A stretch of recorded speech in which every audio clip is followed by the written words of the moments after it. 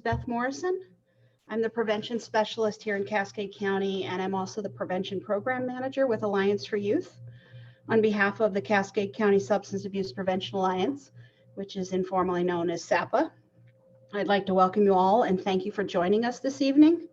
Before we begin, let's take a look at some housekeeping items. Next slide, please. Thank you, Chris. Please stay muted. You can leave your video on, but please stay muted unless you're called on to speak. All handouts referenced in this presentation will be presented at the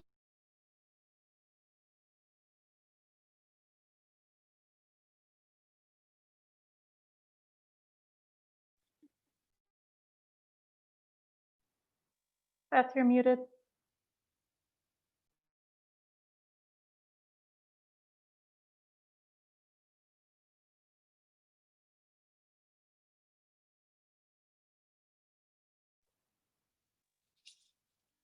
Hey, Beth, you're muted. Thank you, Megan. Chris had me muted there. I didn't realize that. So I went through the housekeeping items. You can see them all on the screen. There'll be a survey at the end. Questions will be answered at the end. So let's go to the next slide there, Chris. Tonight's agenda, this is what we're looking at. We're going to give you an explanation about what SAPA is. The members are going to have a time to introduce themselves. We're going to look back a little bit over this last year at our milestones and victories. We're going to look forward to see what we're focusing on different areas in 2021. I'm excited to say we have a representative from Alliance for Youth's Youth Advisory Board that will speak about the youth vaping epidemic and flavored nicotine products. We'll have a dialogue at the end regarding the recently passed ballot initiatives that legalized recreational marijuana use in Montana. And then we will follow up with question and answer at the end. Before we begin, next slide. Christy, I'm going to hand this over to you. So Christy's going to put a few of you on the spot for this question. So I'll hand it over to her. Hi, everybody.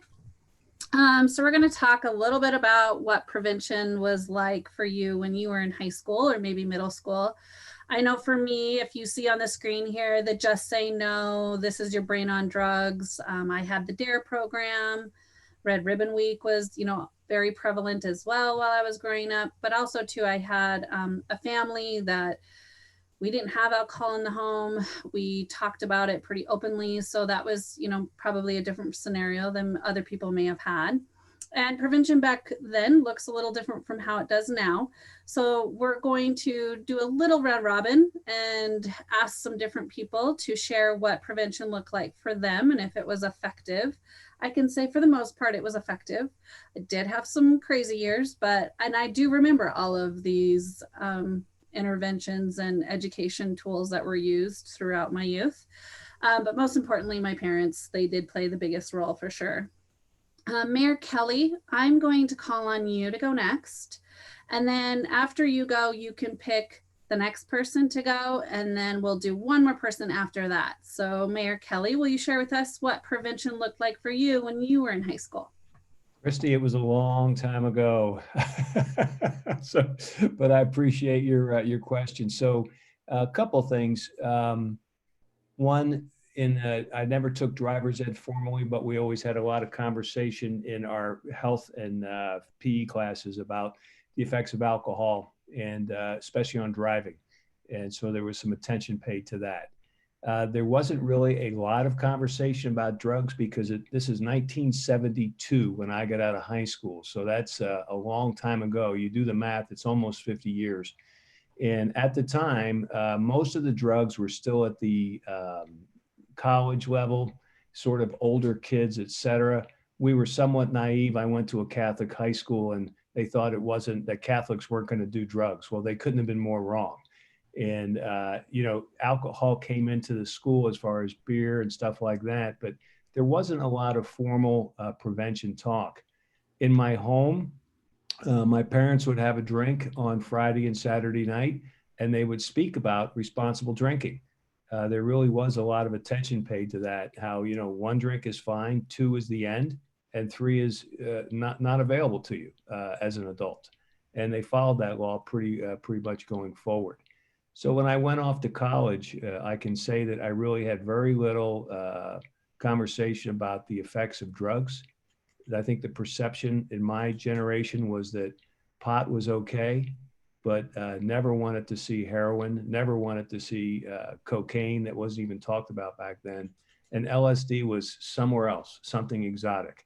Of course, I went to college and realized how naive I was. So a lot of kids who had been through public schools and county, schools that had that kind of education through their civics and through their government entities were way ahead of me at that point. So I was a babe in the woods, to say the least.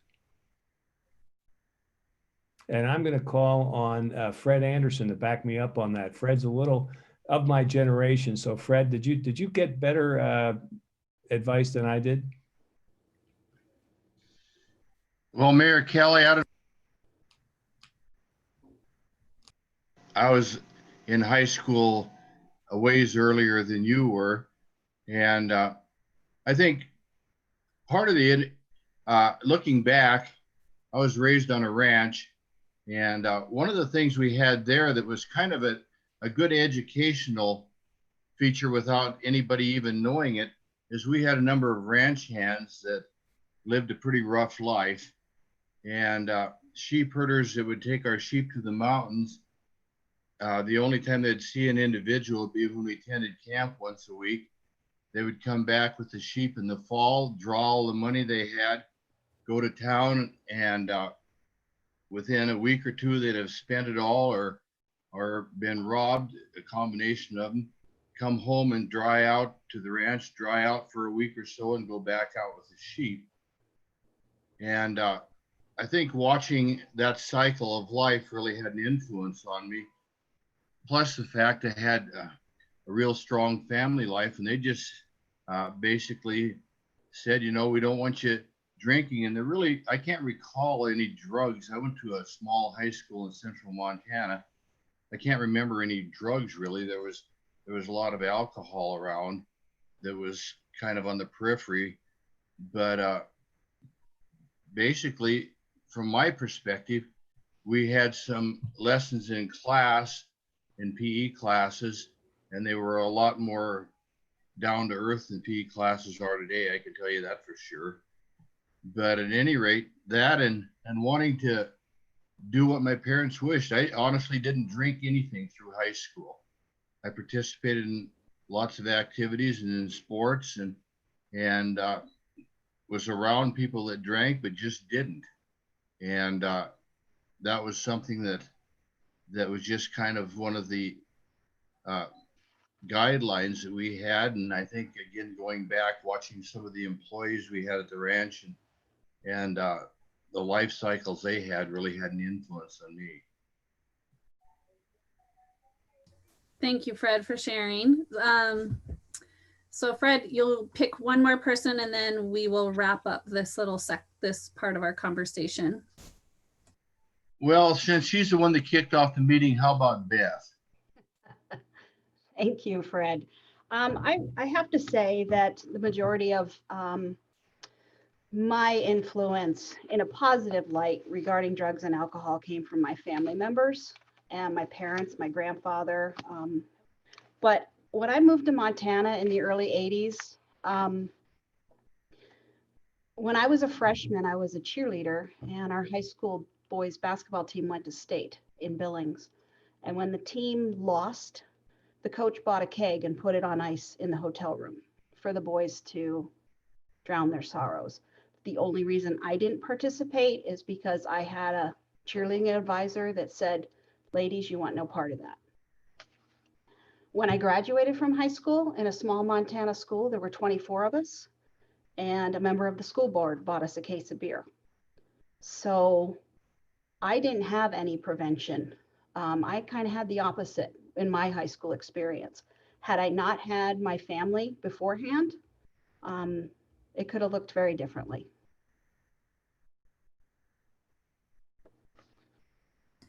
Thank you all for sharing. I think the one thing that was kind of that common thread is, a lot of people might not have known a lot and there wasn't as many drugs available. As we proceed to talk a little bit more tonight, I think you're going to find out that the access that our youth have to drugs and alcohol is far greater than it ever was for, Fred, when you were in high school, Mayor Kelly, even for me. The landscape has definitely changed, and it's continuing to change. So we've got a lot of work ahead of us. So I'm excited to talk to you guys more and have our group share with you about just the importance that we all see at the table for substance abuse prevention. Thank you, Christy. Can I have the next slide, please? So let's explain to you a little bit about what SAPA is. It stands for Substance Abuse Prevention Alliance. It's a working coalition. We address all areas of substance abuse education, including what you see on the screen: awareness, prevention, intervention, and treatment. We're a very diverse group of stakeholders, and you'll soon meet a good amount of them shortly. They work very hard at trying to make Great Falls and Cascade County a better place to live.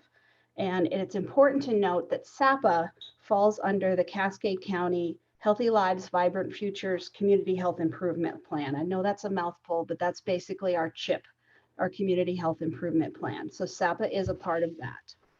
So let's take a look, next slide, at who's at the table. Who's currently at the table? There's 12 sectors to SAPA. We were trained at a national level that these particular 12 sectors were recommended to have on our coalition. And as you can see, some are very well represented and some are without representation. This is typically due to transitions where a representative might change jobs or employers. And just to put it out there to anybody who's listening, there really is no requirement to serve on SAPA other than to be interested and engaged member of our community. So we meet once a month, September through June, on the third Thursday from 9 to 10:30, excuse me, and you can attend in person or via Zoom. So now I'm going to invite some of our SAPA members. They get about 1 to 2 minutes to introduce themselves and talk a little bit about the agency they represent and something about their work. So I'm going to start by picking on Jody from the Great Falls Public School District. I saw you were on, Jody. Yes. Thank you. Hello, everyone.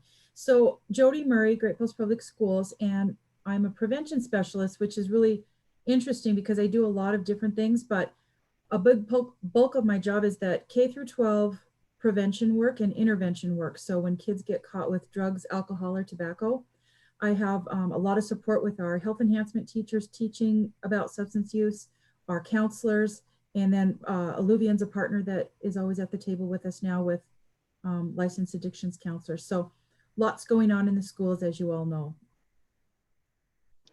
Thank you, Jody. Megan, would you like to speak to Gateway? Absolutely.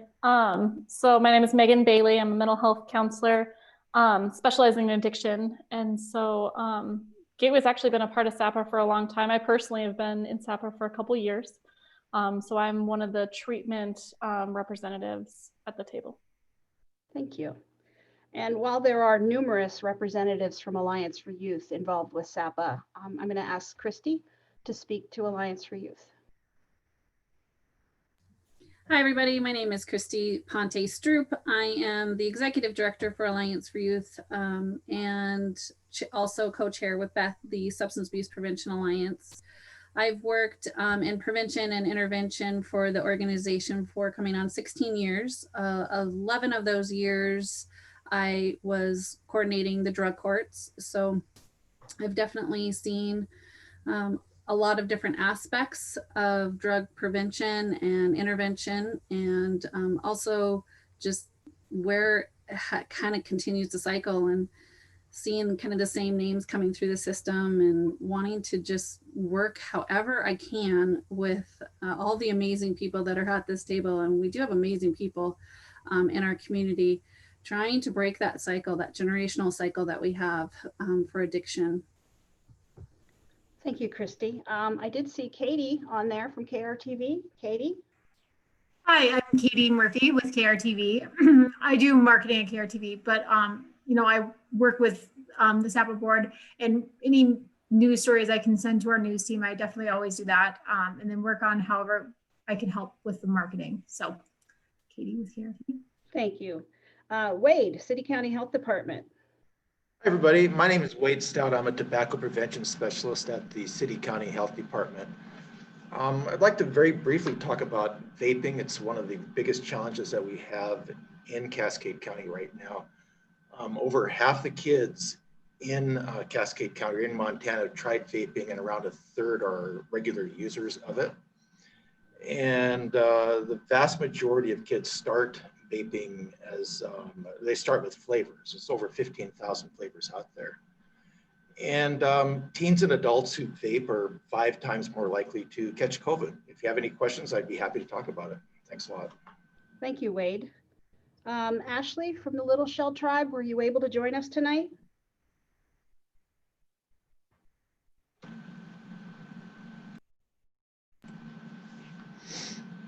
I guess Ashley wasn't able to join us tonight.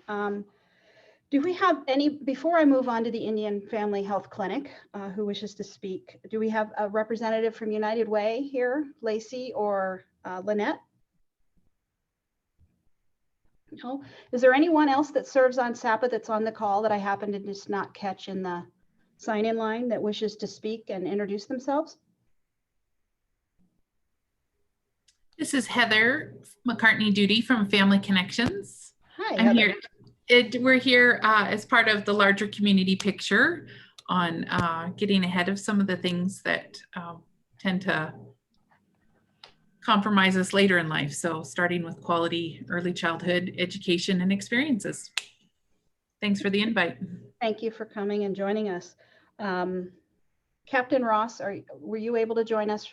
Captain Ross is a recent addition from the Montana Air National Guard, and she was going to try to join us tonight. So without further ado, I'm going to turn it over to Rachel from the Indian Family Health Clinic. They just have about 3 slides they'd like to share. You put it on the next slide there, and Rachel, we'll turn it over to you. Thanks, guys. I'm Rachel. I'm with the Indian Family Health Clinic. I am their care coordinator / case manager. And so Mary Lynn and Wes wanted me to just do a quick slide with you guys on our services. So if you guys want to change to the next slide.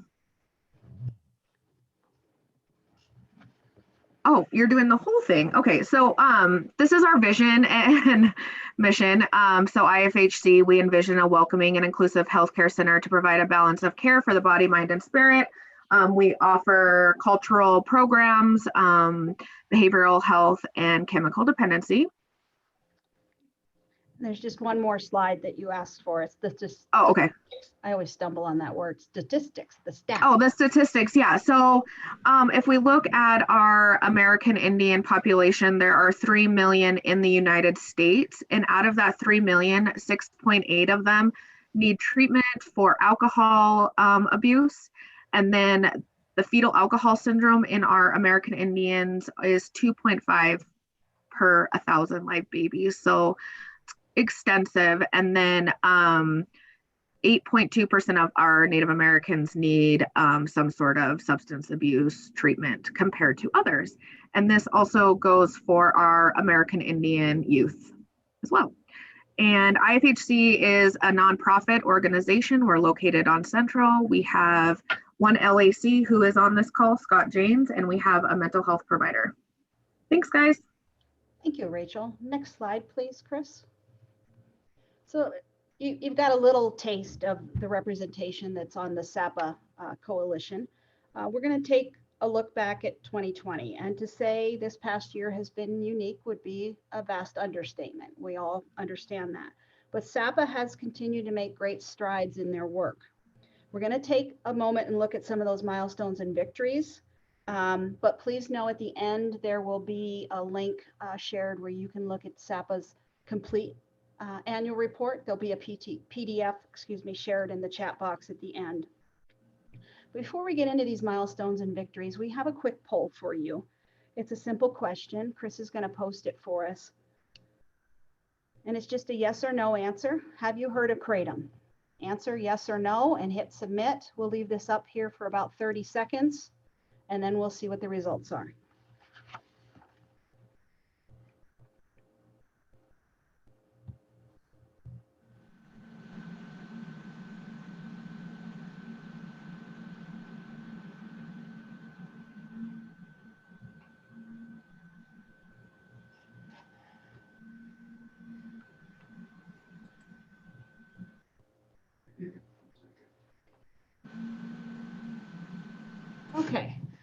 Chris is going to share those results with us. So 78% have heard of kratom, 22% have not. What's interesting is I'm glad to see that number is higher than it had been because, next slide, please. We had about a year and a half ago, Dr. Rose, who's an addictionologist at Benefis, come to us and say, can we do something about kratom? And the vast majority of us at the table had never heard of kratom. So it's good to see that awareness is going up in our communities because we have done a pretty comprehensive outreach regarding kratom in this last year. So Dr. Rose came to us with that question because she was seeing numerous psychotic episodes in the ER involving youth and kratom. So our first step was to educate ourselves about what this even was. And we learned that kratom is a tropical plant native to Southeast Asia. It has psychotropic and mind-altering compounds. It's being touted as a pain reliever and a means of managing opioid withdrawal symptoms. The problems, and there are many, is that there's no scientific proof of evidence. It's high potential for addiction. It's unregulated, so there are no safety standards, and it can be purchased in many convenience and gas stations in our community without a prescription, no age limit, and it's also something that the kids can use in a vaping device. You can just about put anything in a vaping device. So once we learned about kratom, we did an environmental scan of our community. Basically, we had a 23-year-old intern that we set out to see where this was being sold. And it is sold openly in many of our convenience and gas stations. So then we went on and we developed, you'll see a brochure in the upper left-hand corner called Over the Counter and Out of Control. We developed a handout to educate community members, parents, and whatnot regarding this brochure. And that's great. But then we sat there and we went, well, now what? This is great information for us, but we need to get the community aware. So we worked with Chief Bowen with the Great Falls Police Department, Judge Pinsky, and also Dr. Rose to develop a letter to retailers, excuse me. And we hand delivered these letters to every convenience store and gas station in Cascade County.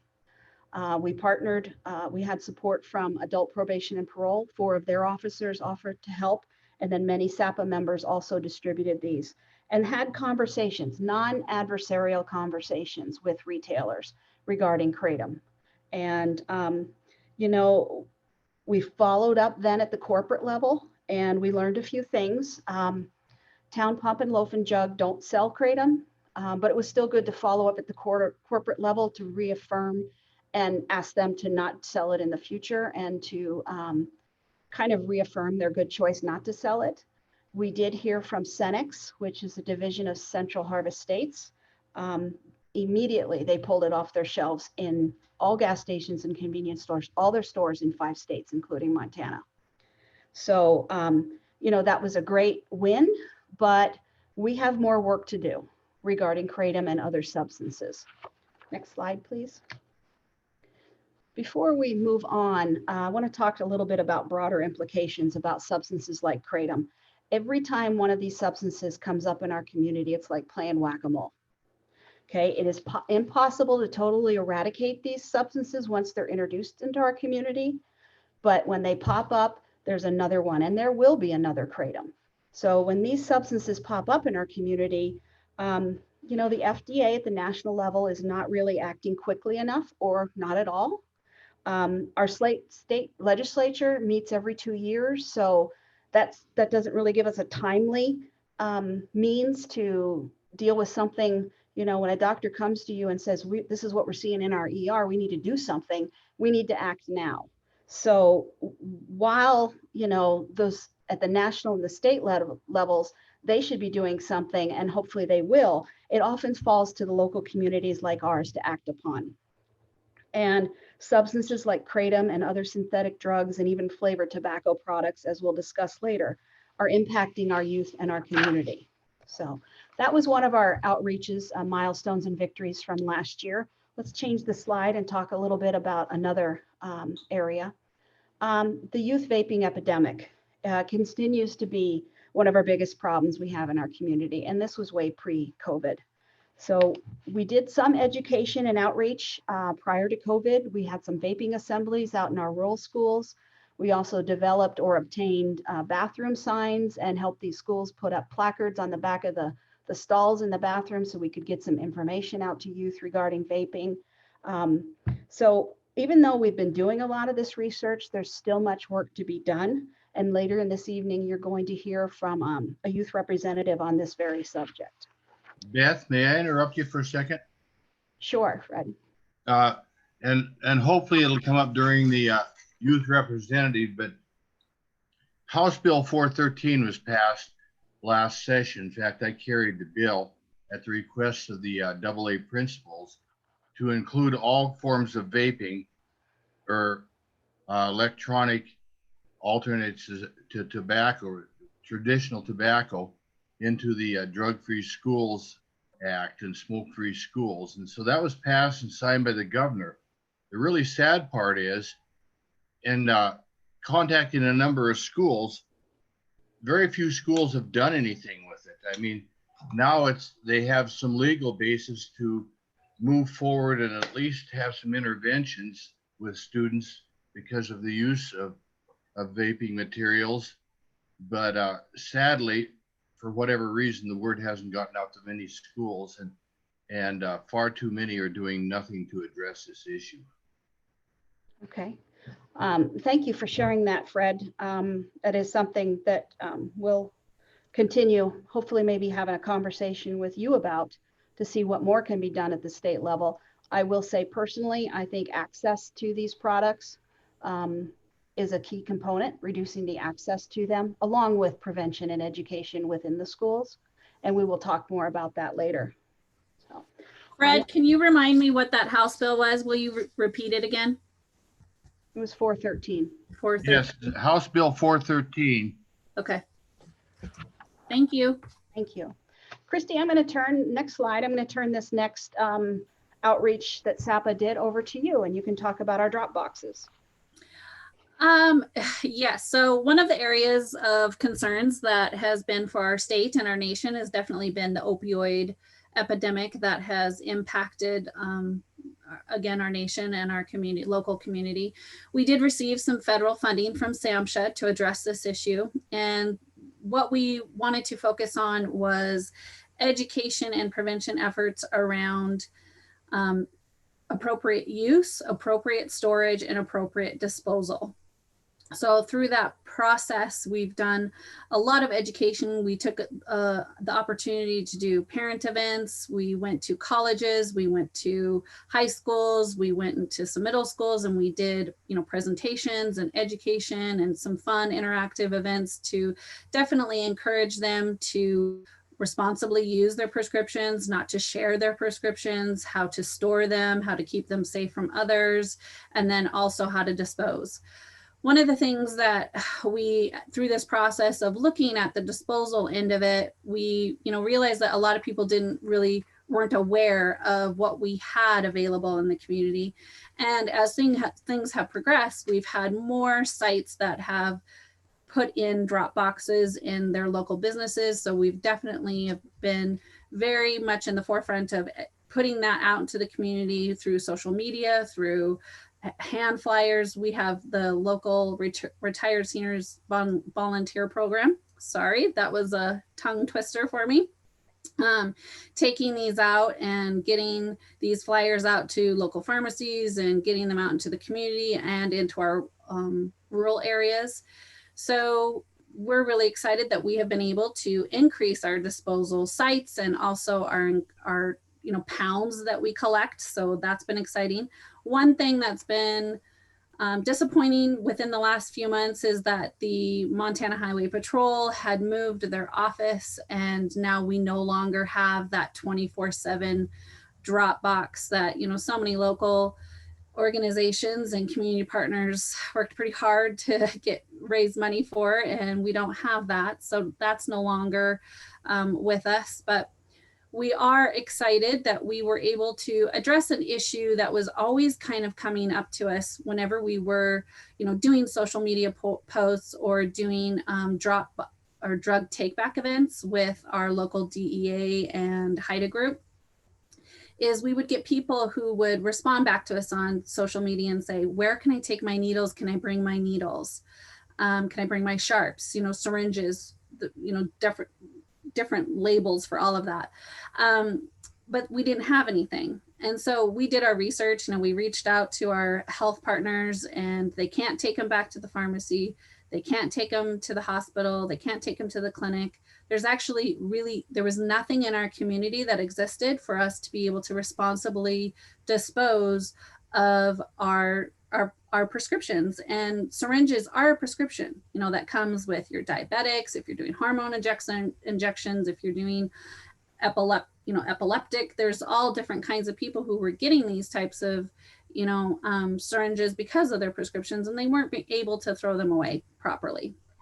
So we did have this funding, and we were able to convince at least one of our health partners we would pay for it all if they would just implement and put in a drop box in Alluvian. We're just beyond pleased with them. Thank you so much, Alluvian. They stepped up to the challenge, and they put in a disposal site at their downtown location. So at 601 First Avenue North. And so we do have our first, and we would love to put in more, disposal for syringes.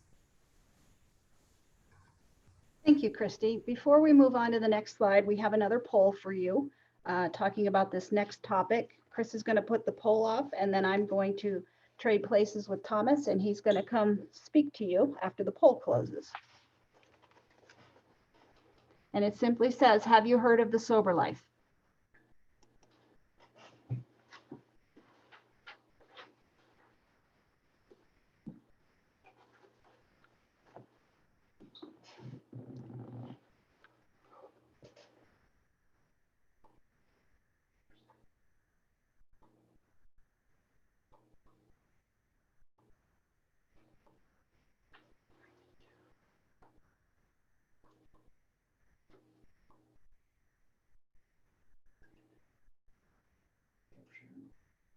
All right. So good evening, everyone. My name is Thomas Risberg. I'm from the Sober Life. And yeah, I'm super excited to see this poll that 76% of folks have heard of the Sober Life. And I just want to let you know, kind of in a nutshell, what we do. And, a lot of what we've been hearing is on that lowering the supply side, right? And you've heard that it can kind of be whack-a-mole. We hear about kratom, but you can go down a whole list of synthetic drugs, and it's very difficult to keep up with that. And so the Sober Life is all about reducing demand. And what we do is we provide free, family-friendly events and activities for folks in an alcohol, drug, and importantly, judgment-free environment. And as you see on the slide there, there's basically 3 buckets of what we do. We provide weekly fitness activities, and that's everything from, volleyball and basketball to things like Tai Chi and yoga. We do water aerobics at the Great Falls High School pool.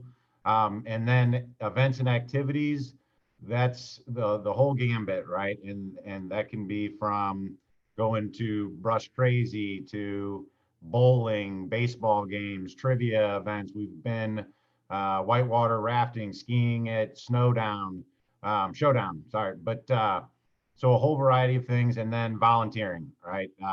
One of the core concepts in recovery, right, is we've got to let go of our ego and our self-centeredness, and there's nothing you can do to get outside of yourself like volunteering.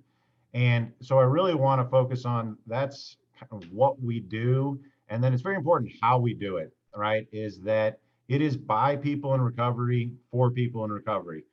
This is a true grassroots, bottom up, and we are empowering folks and showing them that they have agency, that they can make a difference in their lives. And then, of course, everything is completely free. 100% we are private and donation and grant funded. So no member will ever be asked for 1 single cent. Our demographic, you should probably know, alcoholism addiction is not friendly to the pocketbook. And so we work really hard to keep everything 100% completely free. And then the third thing that we do is that everything is family friendly. Big believer that addiction is a family disease. And so you've got to heal as a family. So everything we do, we encourage you to bring your family. And it just creates a wonderful environment where, a lot of the kids have been through some tough stuff and trauma and whatnot. And so to see them be able to come and be happy together is great for the families themselves and for the community. And I really want to focus on, because this is my key word, if you remember nothing else about the Sober Life, is connection. So, and especially in these COVID times, addiction, alcoholism, they are kryptonite to connection. They destroy your bonds with your family, employers, community groups, everyone. And so when you're trying to get clean, you are left with this kind of catch-22 where you either just go to ground and isolate and get lonely and depressed, or you try to fulfill your need for connection, and typically that's with friends that or family members that you would use with. And we always say, if you go to the barber shop enough, you're going to get a haircut. So I really say we provide that connection. It is the key. There's a lot of emerging research on this.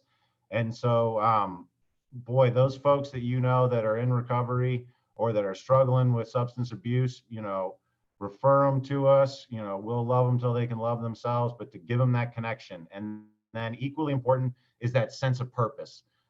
We all know that, what drives you? Why do you get up in the morning? And a lot of us, it may be our kids or our family or the faith.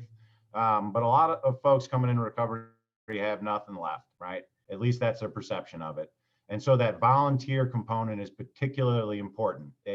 It's a chance for folks that have been traumatized, have oftentimes internalized a sense of powerlessness and that they're a quote bad person. And so you give them a chance, and it may start something small, right? It's just, hey, will you greet people at the door at an event, and you build up from there. But it gives them that sense of purpose and to be part of something bigger than themselves.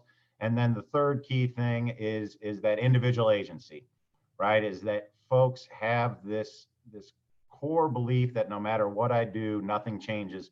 And you talk about a self-fulfilling prophecy, right? If I believe that nothing changes, I don't change anything. Sure enough, that reinforces my belief and strengthens it that what I do doesn't matter. And so Sober Life, just to wrap up, we provide family-friendly events, activities, and volunteer opportunities for people in recovery. And we are all about giving people connection, purpose, and individual agency.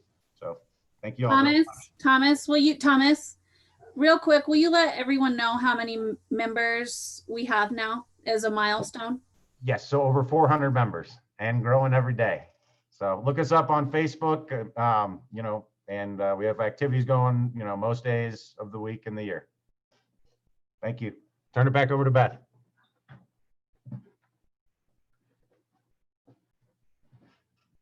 Thank you, Thomas.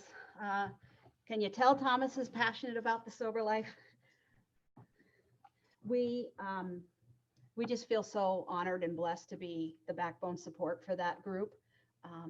And it's just such a blessing to work with them. So let's move on here. I'm going to talk about substances. We have a saying in substance abuse prevention: substances don't stay in their own lane.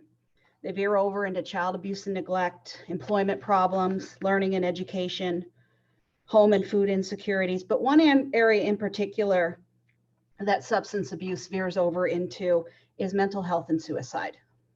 Can you change the slide there, Chris? This next slide it shows you some statistics from the 2019 Youth Risk Behavioral Survey, which is administered every other year by the Office of Public Instruction here in Montana. And you can see some alarming statistics here from our Cascade high school students. 37% felt so bad or hopeless every day for 2 weeks or more that they stopped doing their usual activities. So that's up 6% from the previous survey. Considering attempting suicide is up 2% for our high schoolers. 1% jump in suicide attempts for our high schoolers. But let's look at our middle schoolers too. 31% of them had the feelings of sadness and hopelessness so for 2 weeks or more that they stopped doing a lot of their usual activities. That is a 5% leap from 2017. 21% seriously considered attempting suicide. That's up 3%. And the last one, while it only looks like it's a 1% increase in suicide attempts among our middle schoolers. Look at that 16% in suicide attempts compared to the 10% for high schoolers. So a lot of these issues with mental health and suicide and substance abuse are starting at a much younger age. And so we have to basically be very aware that the people the youth we're targeting are getting younger and younger. So SAPA was pretty instrumental in bringing a lot of evidence-based programs to Cascade County and other Montana communities throughout 2020. We partner here with Nicole Zimmerman at Alliance for Youth. She teaches all of these programs. Youth Aware of Mental Health, which is commonly called YAM, we helped partner financially with the Great Falls Public Schools to bring that to all 7th graders last year in Great Falls Public Schools. QPR stands for Question, Persuade, Refer. Nicole taught that to all our staff and volunteers at our Youth Resource Center here at Alliance for Youth. She taught it to a group of students over at CMR. They go by the acronym TIA, There Is Always Hope. She even went far north to Shelby to offer this training for the Toole County Sheriff's Office up there.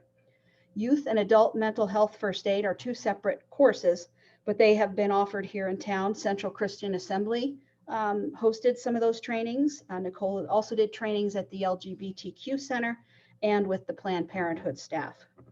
ASSIST, Applied Suicide Intervention Skills Training, was given to many groups in our county and throughout our Montana. Last year before COVID hit, she taught that to all the seniors out at Sims High School, which ASSIST is a really good program for that age group because we do know that the 18 to 24-year-old range is a high risk for suicide. So it gives them some skills before they graduate from high school and enter that kind of precarious time of their lives.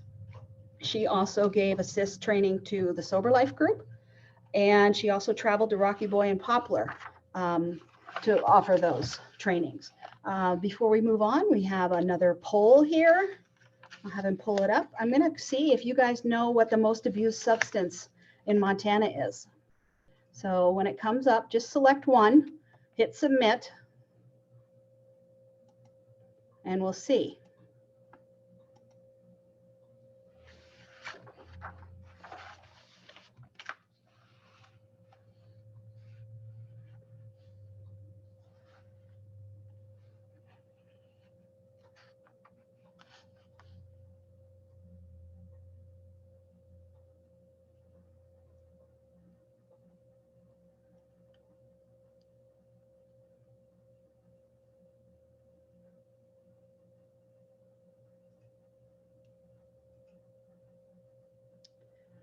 Okay, looks like 45% of you believe it's alcohol, followed by 27 thinking it's meth, 21% nicotine, tied with marijuana and opioids for the last place.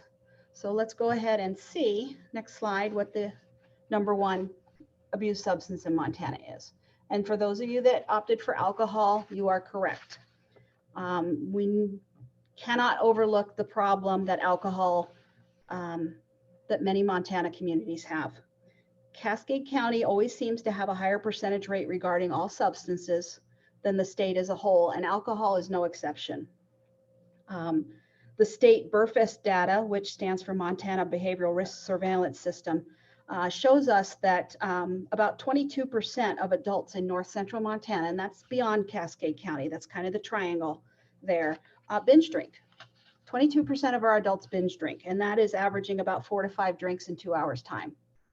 So our DUI stats from 2018, July 2018 to June 2019 are 385 in Cascade County arrests. So, and we talked earlier about the Youth Risk Behavioral Survey data regarding suicide and mental health with our kiddos.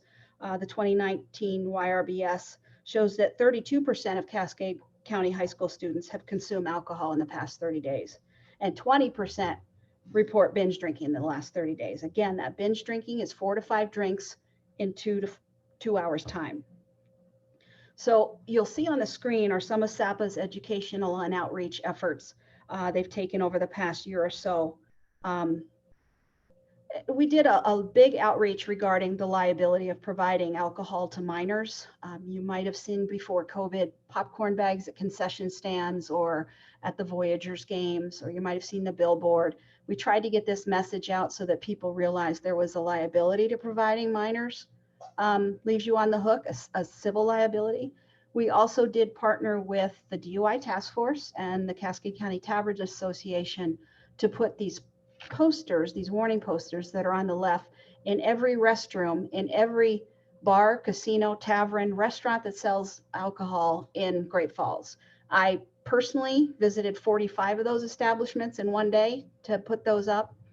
We had a lot of volunteers on SAPA that did the same. So you might have seen them throughout our community since they were up.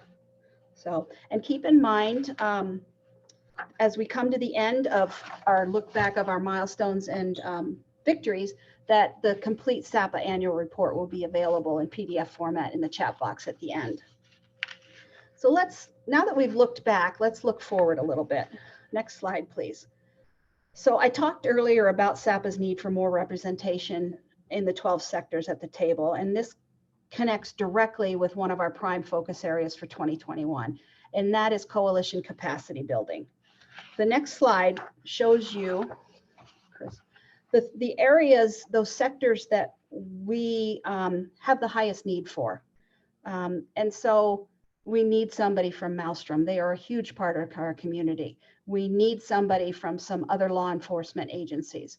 We need some local businesses. We need parents and citizens. So if you or someone you know would be willing to serve on SAPA, post your email in the chat box and Thomas will make note of it.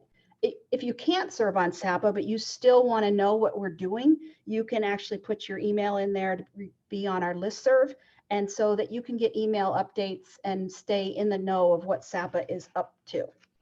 So our second focus area for SAPA for this coming year is drug endangered children. And I'm going to turn this over to Christy as Chris changes to the next slide. Christy, the floor. Hi, everybody. Just as Beth previously mentioned in regards to substances not staying in their own lane and how they can, affect other areas, especially regarding child endangerment, child abuse and neglect. We have seen that in our community, and we have seen that our substantiated cases in our community for child abuse and neglect have increased. We're actually double the state average, which is not something that we're proud of, and we definitely have the last 2 years have seen it climb or stay about the same. And we have had those conversations with the Prevention Child Abuse and Neglect group, and we have also representation that sits on that coalition. But we've gotten together. We actually had law enforcement reach out to us in the spring, right before late COVID, and just said, hey, as law enforcement, we're really seeing that we need to have some drug endangered children training, some process and protocols put in place, throughout different departments in our community, so we can all get on the same page about what to look for, how to report, what process to go through. Our patrol need to know how to handle these situations.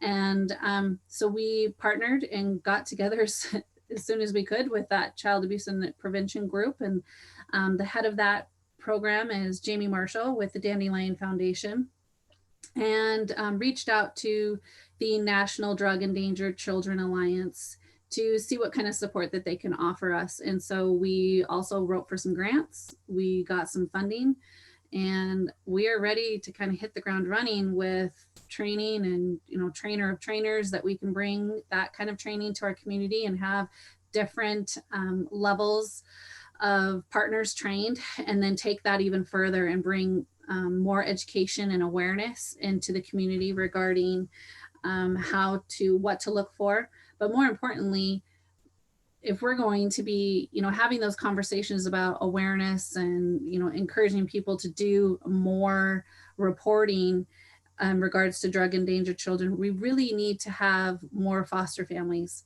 And so we need to build up that response too, and how we're going to support if there were to be more cases. Because usually when you see that when you educate, especially in child abuse and neglect areas, and bring more awareness to it, you will see the numbers climb a little bit. So we need to be prepared for that response.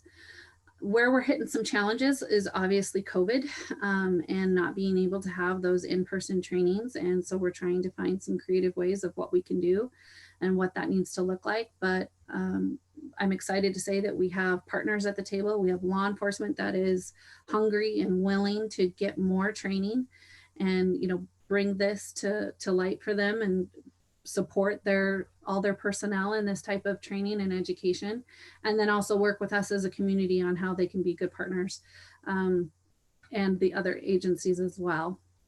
So that's where we are. It's very it moved quick, but it's still in its infancy stages, and it'll be an area of focus for sure in these next probably 2 to 3 years, and it'll be a strong focus.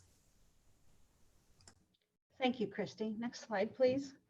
Our third focus area regarding for SAPA is local policy and environmental strategies, and we have two under that: social host and flavored nicotine and vaping. Next slide, please. This explains what a social host ordinance is. And it's important to note that we have several ordinances within the city of Great Falls, but SAPA feels very strongly that there is a big need for a social host ordinance in Cascade County. And in the past, it was thought that these types of ordinance were not permitted at the county level. Next slide, please.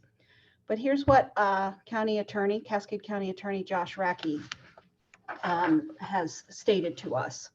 So SAPA believes, of course, there's a strong public concern and a need for such an ordinance at the Cascade County level. But we will be having conversations with our county elected officials in the coming months. So we would like to, this is one of our areas that we would really like to focus on, and we will be putting our efforts in. Our next and final local policy and environmental strategy, next slide please, is regarding vaping and flavored tobacco. So let's, before we get into this, we have one final poll question for you. And it's going to pop up here in a minute, but it basically asks you, the question is, while 58% of Montana high school students have tried vaping, what percentage of Great Falls high school students have tried vaping? So compared to Montana, where do you think Great Falls high school students fall with trying vaping?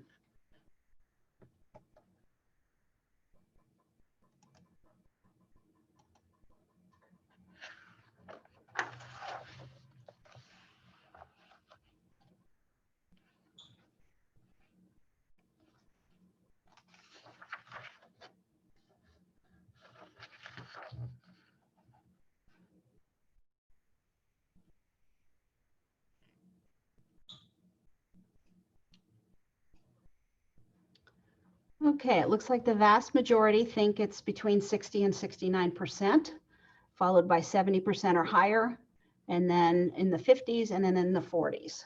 So let's go to the next slide and find out what it actually is. The answer is 70%. So 58% of high school students in Montana have tried vaping, 70% of Great Falls high school students have tried vaping. That's 12% higher than the county and the state of Montana.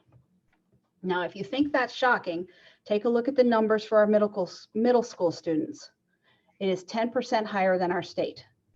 So we are seeing more and more middle schoolers with having substance abuse issues, which ties into mental health. So it all meshes together with substances.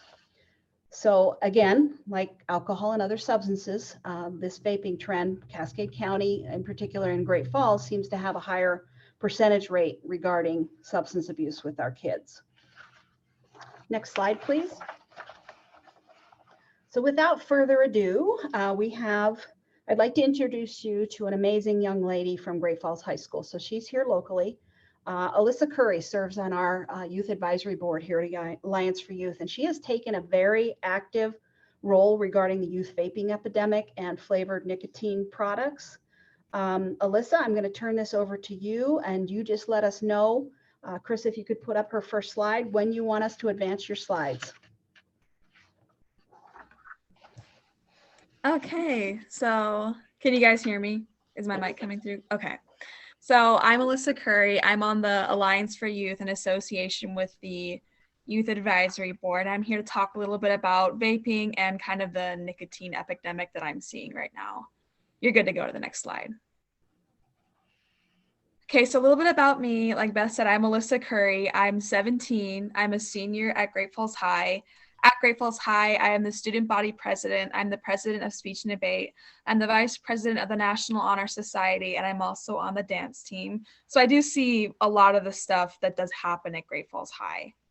So a little bit of the background about the vaping epidemic. Beth already went over some of these numbers about the 70% of youth in GFPS who said they had used, and also that number being 58% in Cascade County and 58% statewide. So we already went a little bit over those numbers, but clearly the problem here is it's a huge more problem here, like locally, than it is statewide. And a little bit about nicotine, especially when we look at developing brains and like brains and kids like me, our brains aren't fully developed and they won't be there until we're at least 21, but most likely 25. So using nicotine at such a young age rewires the brain, making it easier to get hooked on other substances because you start forming a reliance on those drugs that change your emotions. And then it just really overall harms the developing brain. And we're seeing more and more commonly within these vaping devices that nicotine salts are being used. And nicotine salts are a lot more dangerous when we compared to nicotine because they cross the blood-brain barrier, making it a lot easier to, again, harm the developing brain. So that's just a little bit of background on kind of the stuff I'm going to be talking about today. You're good to go to the next slide. So when we're looking at the vaping epidemic and what should be done, the question often comes up of why, because a lot of people look at this from what I've seen is that getting rid of flavored vapes would harm the economy and local businesses a lot. So really like people ask like, what's the big deal? Well, when we look at flavored vapes and vaping devices, ultimately kids are the target and kids are what these companies are going after. When you look at the flavors that are used in vaping products and e-cigarettes, they're marketed like blue raspberry, caramel corn, cotton candy, all of those fun things that are often associated in a child's childhood with like positive memories. So these fun flavors are marketed towards kids, but they come with extremely dangerous consequences that aren't often talked about, such as when you use these vaping devices, you're oftentimes ingesting dangerous metals and toxins that aren't really briefed on the product's packaging. So from a personal point of view, I am in high school and the vaping epidemic is a huge problem. Between classes, kids are going into the bathrooms to use them. Kids are passing them around even in the classrooms themselves, and they're just hiding them in their pockets because they're so discreet and easy to conceal. And the really interesting thing with this is that kids know that cigarettes are bad. Kids don't smoke cigarettes, but then there's a disconnect when we talk about e-cigarettes. Because obviously e-cigarettes, similar to cigarettes, they do have nicotine in them, but for some reason kids think e-cigarettes are safer, and that's why there's this disconnect. And we're seeing this rise in numbers of kids using them because they don't really know those dangerous consequences. So vaping is a huge problem within the schools. And while teachers are doing what they can to combat it, because they're so easy to conceal, this problem oftentimes cannot be tackled at the high school level. And another issue is false advertising when it comes to vapes.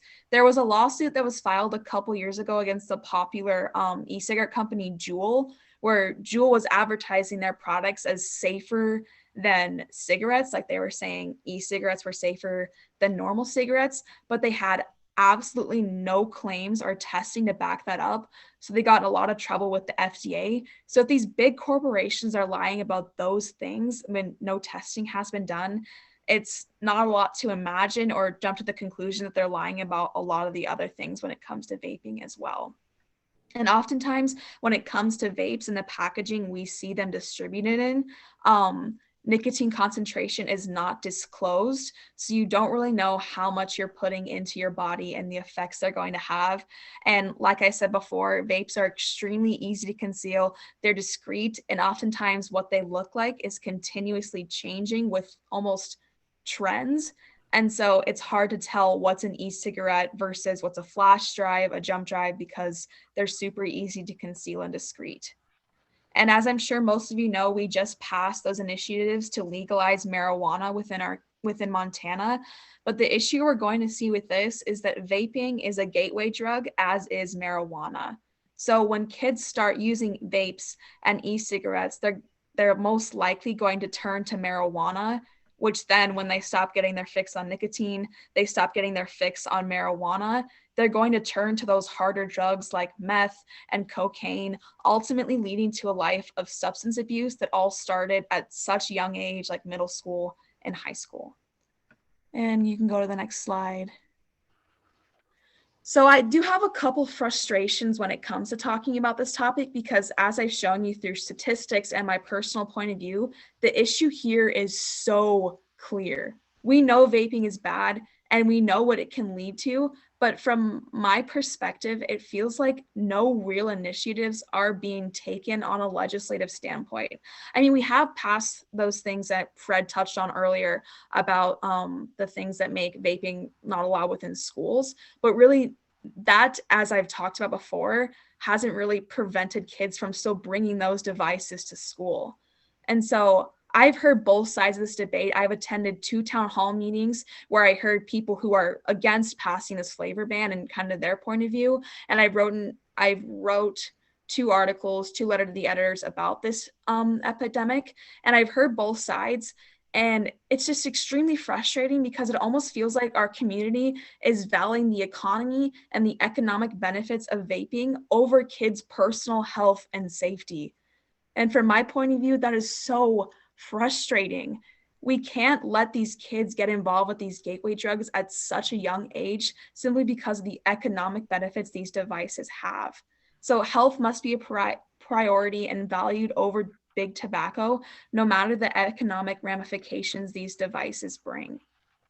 Okay, next page. So this is kind of the call to action of this piece. We need to start here within our city, within our county. I know Alliance for Youth is doing a lot of amazing things with raising awareness, but there comes a point where we have to bring it to a legislative level and bring it to a state level, because if we don't start planning these initiatives now, my generation is going to become the next group of nicotine addicts. And all in all, it's just not going to be good. I think this issue is clear. We know what the problem is, and we know what's happening to these kids who are doing these things and what they could possibly get into in regards to harder drugs. So action needs to be taken now at a legislative level in order to prevent my generation from falling down the slippery slope of addiction and substance abuse. May I jump in? Yeah, of course.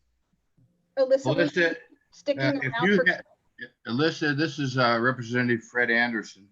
And if you have some legislative suggestions for a bill that you would like carried, I'd sure like to sit down with you, and I'd be more than happy to carry one, because I agree with everything you said. And I would be one of the conduits that would certainly be willing to help if you have some information and suggestions to provide for me. Yeah, of course. I really appreciate that. I'll put my email in the chat box.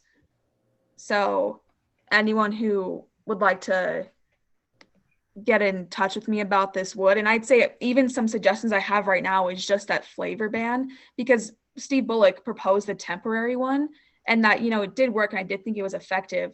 But what we do need to do is make it permanent. So I'll put my email in the chat box, and I would love to sit down with you and talk about this as well.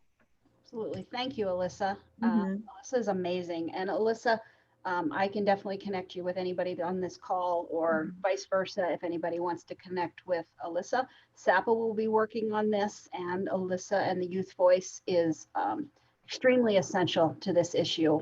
We often say nothing about youth without youth, and this is never more than true with the vaping epidemic. So thank you once again, Alyssa. Will you stick around in case there's questions at the end? Yes, of course. Okay. Can I throw something in there? Who's speaking? Jody. Yes, Jody. Can you hear me fine? Can everyone hear me?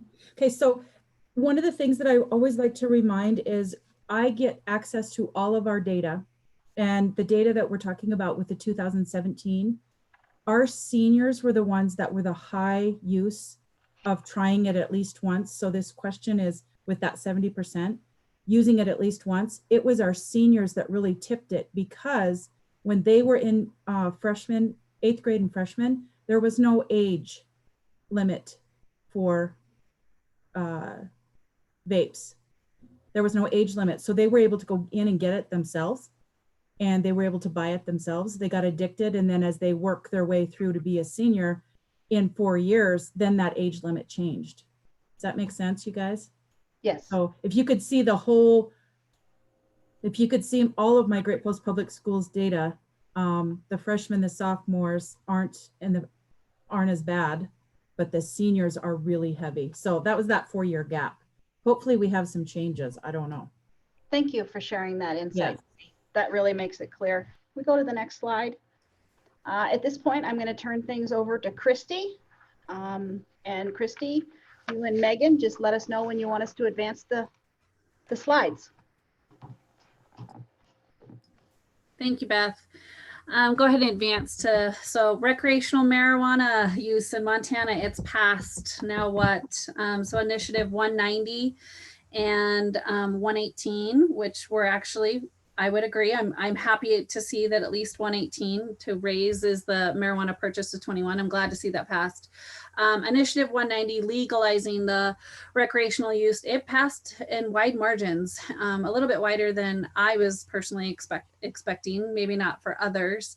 And it really passed by wide margins in our county. So we had a lot of people approving it for our county. I'm gonna take it over to, one more slide first, Christy. one more slide. Oh, that's right. So this is, thank you for reminding me. So this is what we know so far about what has been passed. And that, you know, starting the 1st of January of 2021, people can start to grow up to 4 plants. They can, the Department of Revenue is going to be responsible for this. They can start to carry at least 1 ounce. And that they've given themselves a year to kind of roll this out for legislatively. And I guess one thing I would really, really strongly suggest for legislatives is if you can extend that out longer, I think that would be great, and take your time. I know when we've looked at some of our neighboring states that have done this, they kind of jumped the gun and did this rather quickly, and they've seen that it hasn't been very good for their state, and also too, they just did it too quickly. Maine has been a state that took several years to kind of roll it out in phases, and they did a really good job, or a better job, I would say, than some of our neighboring states like Colorado or Washington and Oregon. And I would just really strongly encourage you to take the time to maybe reach out to Maine or look at what Maine did to see how they have taken those steps and approaches. We're going to have Megan talk to you a little bit about the treatment implications, and then I'm going to come back and talk to you a little bit more about what I would really like to see us do from a local standpoint. But I'll pass it on to Megan. Next slide. Everybody, for those of you who weren't here when we started, my name is Megan Bailey. I'm a mental health counselor at Gateway. I'm the senior clinical manager, and I specialize in addiction and co-occurring disorders. So I think the first point I really want to make is that, you know, obviously, you know, there are positives to this, right? Increased tax revenue, you know, decriminalization, you know, ability to research, right? So those are all positives. But, you know, from a treatment standpoint, there's a lot of concerns. So looking at, like Christy said, Colorado, Oregon, some other states, we can really look at some of the data that they've experienced since it's been quite a while since they legalized recreational use. So obviously, you know, 44% increase in emergency room visits. You know, that also includes a lot of admissions and even deaths from, you know, especially edibles, things like that. Of course, increase in DUIs due to THC. We personally have seen a lot more admissions to substance use disorder treatment where people are positive for marijuana, even just since medical marijuana passed in 2002. So that's been a huge difference for us. Of course, the black market doesn't go away. You know, we still, you know, one of the things that Colorado found is that only 20% of the marijuana grown in Colorado is actually legally grown because of the plant limit. So the question is, do those people have substance use disorder, or are they, you know, opportunists, right? Are they the cartel? Are they things like that? And so then we as substance use disorder providers have to kind of figure out what's really going on there as those people are caught and then sent to treatment. Potency is a huge issue, especially like as a mental health counselor, as a treatment provider. We need to look at hopefully limiting that potency. Some of these edibles can have THC levels of over 90%. And with that high THC level, we're seeing psychiatric issues in other states, psychosis, high levels of anxiety, major issues that are unexpected. Like I said, especially with edibles, they can have delayed reaction. So somebody may take more than intended, and then that's part of that increase in emergency room visits. And then, of course, 13% of people in recovery from other drugs, heroin, methamphetamine, that use marijuana in recovery, then you return to use of those harder substances. Go ahead and go to the next slide.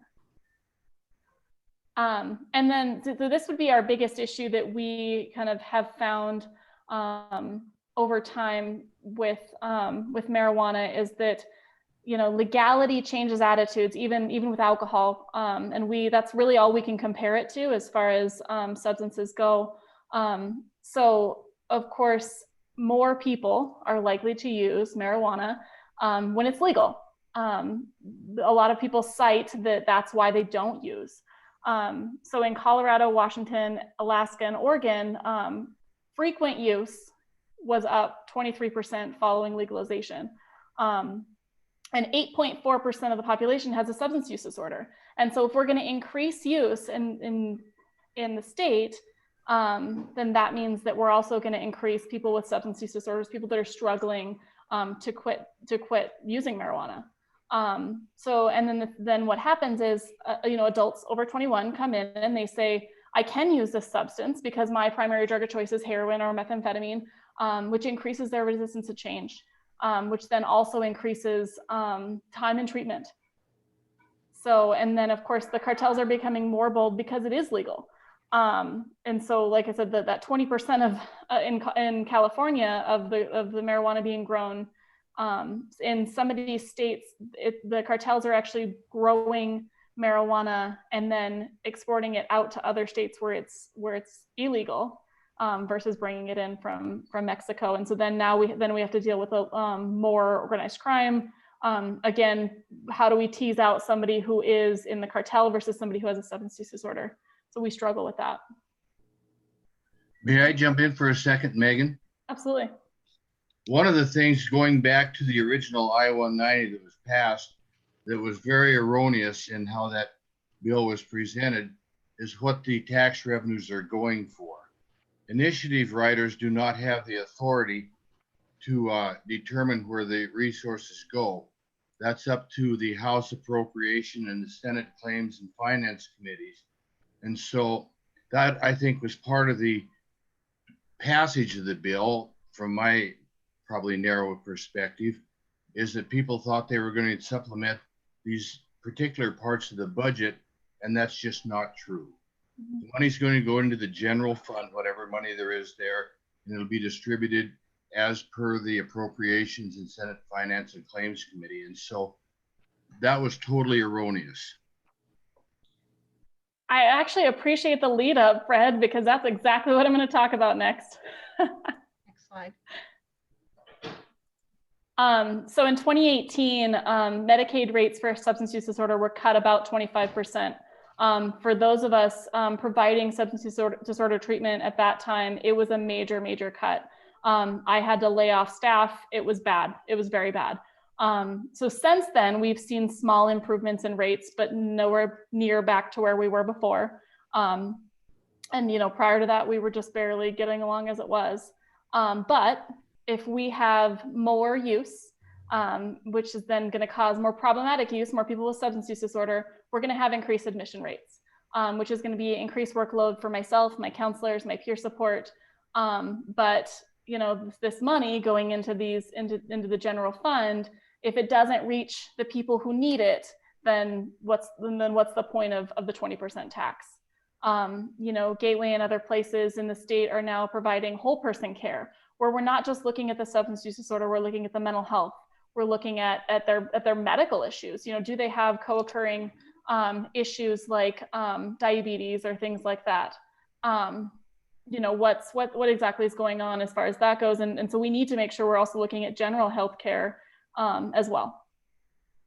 So absolutely, that's something that's extremely important to us as treatment providers, is where is the money going? Is it actually going to come to us? You know, in other states, it has gone straight into the general fund and then disappeared.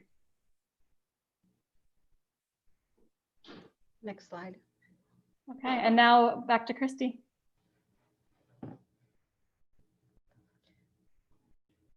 Thank you. I also wanted to touch on, you know, Megan had spoke to the potency rates, you know, especially in our edibles, getting all the way up to 90%. There are other countries, you know, some of our European countries have taken the appropriate steps to actually, they don't allow anything above 15% to be sold in their country. So that would definitely be a potency level that I would recommend to see for our state as well, because these edibles, they also target kids. They're gummies, candy bars, chocolate. It's very much geared towards suckers. Again, just like the vaping products that Alyssa was speaking to, this is also geared towards children too. And those edibles have extremely high potency and content rates. So thank you. I just had to add that in there. Another thing, two areas that really kind of come up to me the most is the density. I'm very concerned, as are some of our other members of our SAPA group, in regards to the number of dispensaries that are going to be allowed or put into our communities. I really hope that the state will look at, you know, implementing some regulations on that, but we don't have to wait for the state. On a local level, we actually, according to that, to the initiative that was passed, we on a local level can regulate it ourselves. So I really do want to implore our state and county leaders, or our city and county leaders, that we would put some regulations and some limits on the number of dispensaries that we are going to allow into our community. More importantly, location. You know, the more that we have access, the more dispensaries and where they're placed, if they're, you know, I don't want to see them close to a school. I don't want to see, you know, they need to be just regulated just like a bar would be, but maybe not as many of them. And definitely don't want to see as many dispensaries as we have casinos in this community. That would be devastating. And because it increases that access for youth, and we can't regulate it. Law enforcement can't keep track of if we were to allow that many dispensaries to come in. So please, I implore you, and I would love to sit down and talk to you guys more and see if we can be part of that process of ensuring that we do put that regulation in place and put it in right away. We need to move quickly. Another thing that we need to do as, you know, SAPA, as our coalition, as well as people just in the community in general, is that we have to have education for parents and adult users around the dangers of youth using this, and how you're going to have those conversations with your kids. You know, just like we spoke to earlier, a lot of us had those conversations about alcohol and about you know, maybe not drugs, but around alcohol with our parents. And so we need to be equipping parents in regards to having those conversations about, you know, appropriate use and who should be using it, and being responsible with it, and definitely not getting behind the wheel with your children or under the influence of alcohol or drugs. So those are just some areas that we're definitely going to have to be working on, and would love to also bring all of you, whoever is interested, to be part of that conversation as well, on how we're going to effectively educate parents. That's all I have for now. Okay, thank you, Christy. One final slide, Chris. I just want to, we're going to approach the question and answer session, but I want to take a moment to thank you again for attending this event. You will see a QR code in the upper right-hand corner. If you point your cell phone's camera right at it, there will be a link that appears. It'll take you right to our survey. This would be valuable information for us to know, the value of this presentation and other presentations going forward. So please take the time to take the survey. Thomas is loading up all the document files in the chat box for you to access. Now I'm going to turn this over to Thomas. He's been monitoring the chat box all evening, but Thomas, he won't necessarily answer all the questions, but he'll know who to direct them to. So I'm going to turn this over to Thomas. Once again, thank you for joining us, and we will stay on as long as there are questions.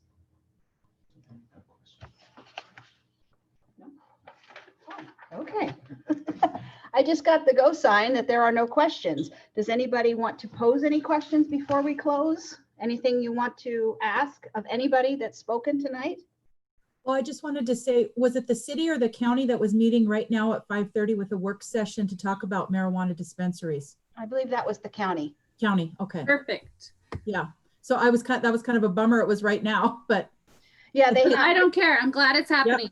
It's happened. Yep. So their discussion. So that's good. I know they wanted to attend tonight, and we are recording this, so we will share this with them. Oh, good. Any other questions? This is Cherie Bowman Lyons. I hope this isn't a stupid question, but when they were talking about the marijuana and the black market continuing, do you think is part of that people trying to get away from that 20% tax and by buying it through the black market?